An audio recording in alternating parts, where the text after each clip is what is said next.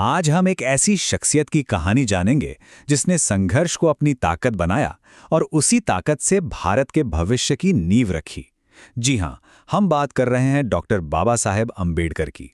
चलिए उनकी इस असाधारण यात्रा को करीब से देखते हैं। ये जो एक लाइन है ना, ये उनके पूरे जीवन की कहानी बयां कर देती है।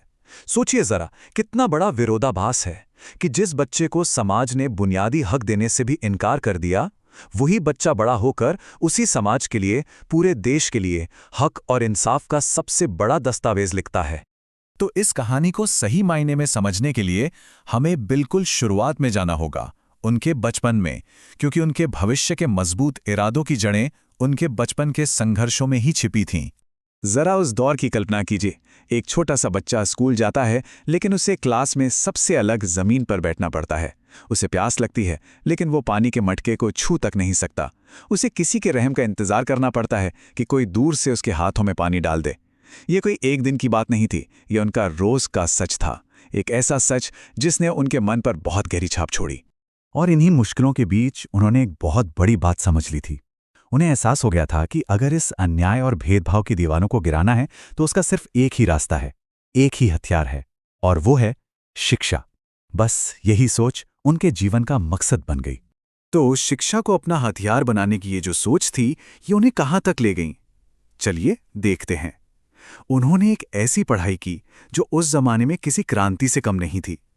आप जरा उनकी डिग्रियों पर नजर डालिए।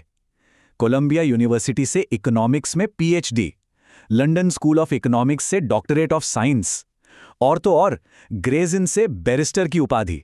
उस समय दुनिया की टॉप यूनिवर्सिटीज से इतनी बड़ी बड़ी डिग्रियां हासिल करना लगभग नामुमकिन सा था, खासकर उनके जैसे बैकग्राउंड से आने वाले किसी इंसान के लिए। लेकिन कहानी में असली मोड़ तो अब आता है। दुनिया भर की नॉलेज और डिग्रियां लेकर जब वो भारत वापस आए, तब भी हालात नहीं बदले। बड़ौदा में नौकरी के दौरान भी जाति के नाम पर भेदभाव ने उनका पीछा नहीं छोड़ा, और इसी बात ने उनके इरादे को और भी पक्का कर दिया कि सिर्फ अपनी तरक्की से कुछ नहीं होगा, इस पूरे सिस्टम को ही बदलना पड़ेगा। और यहीं से उनके जीवन का वो अध्याय शुरू हुआ जहां वो सिर्फ अपने लिए नहीं बल्कि समाज के हर दबे कुचले इंसान के सम्मान और बराबरी के हक के लिए लड़ने लगे। ये समानता के लिए एक क्रांति की शुरुआत थी। साल था 1927। उन्होंने एक बहुत ही हिम्मत वाला कदम उठाया, मनुस्मृति दहन। देखिए, ये सिर्फ एक किताब को जलाना नहीं था, बल्कि ये उस सोच के खिलाफ एक खुला ऐलान जंग था जो इंसानों में भेदभाव करती थी। ये एक पावरफुल मैसेज था कि अब ऐसी दमनकारी परंपराओं को नहीं माना जाएगा। इसके बाद उन्होंने कई आंदोलन किए, जैसे महाड़ सत्याग्रह। इसका मकसद क्या था? बस इतना कि जिन्हें अछूत कहा जाता है, उन्हें भी सार्वजनिक तालाब से पानी पीने का हक मिले। या फिर मंदिर प्रवेश आंदोलन, ताकि भगवान के दरवाजे हर जाति के लिए खोलें। ये सब शांतिपूर्ण लड़ाइयां थीं, लेकिन अपने मकसद में बहुत मजबूत थीं। असल में उनके हर काम के पीछे एक ही सिद्धांत था जो बिल्कुल साफ था, बराबरी, और इस पर कोई समझौता नहीं हो सकता। ये उनके लिए कोई विकल्प नहीं, बल्कि एक अटूट विश्वास था। डिग्निटी और इक्वालिटी की एक खोज उन्हें एक ऐसे मुकाम पर ले आई जहां उन्होंने कहा, मैं हिंदू पैदा जरूर हुआ था, लेकिन मैं हिंदू मरूंगा नहीं। और अपनी जिंदगी के आखिरी सालों में उन्होंने बौद्ध धर्म अपना लिया, जो समानता और करुणा के सिद्धांतों पर आधारित है। ये जाति व्यवस्था को पूरी तरह से नकारने का उनका अपना तरीका था। लेकिन बाबा साहेब की पहचान सिर्फ एक समाज सुधारक तक ही सीमित नहीं है। उनकी सोच, उनका विजन इससे कहीं ज्यादा बड़ा था। वो एक बेहतरीन अर्थशास्त्री और एक कमाल के दूरदर्शी विचारक भी थे। ये टेबल देखिए, आपको अंदाजा लगेगा कि उनका ज्ञान कितना फैला हुआ था। एक तरफ वो इकोनॉमिक्स पर गहरी पकड़ रखते थे, तो दूसरी तरफ एनिहिलेशन ऑफ कास्ट जैसी किताबें लिख रहे थे। उन्होंने नदियों को जोड़ने और देश के विकास के लिए बड़े बड़े प्लान्स के बारे में भी सोचा।